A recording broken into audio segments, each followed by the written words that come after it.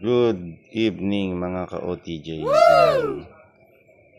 Naglagay nga pala ako ng balance resistor dito kasi napapansin ko nagiinit ang aking ignition coil. Siguro dahil wala akong balance resistor, lahat ng voltahe ng kuryente tinatanggap niya. 12 volts lang kasi ang capacity nito. Pag nag-high rep ako, lumalagpas siya sa 12 volts. May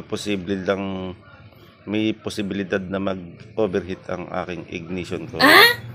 Kaya ako naisip lagyan ng balance resistor ito kasi nag-search ako sa YouTube at lumabas doon sa YouTube na panood ko si Idol DIY Master Motosar. Wow. Yan. Naglalagay siya ng balance resistor sa ignition coil para hindi mapersa ang ignition coil, at pag may balance resistor, imbis na 12 volts ang ibabatong kuryente, magiging 9 volts lang pagdating sa ignition coil.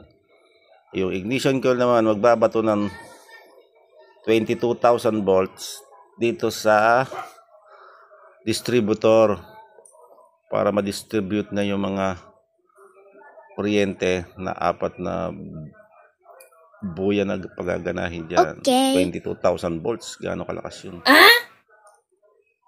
Ayan. Tsaka hindi tuloy-tuloy ang daloy ng kuryente. Kumbaga, ganun lang. Pag mayroong balance resistor. Okay.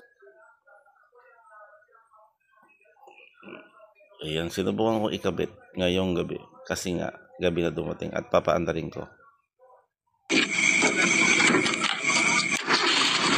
Yun.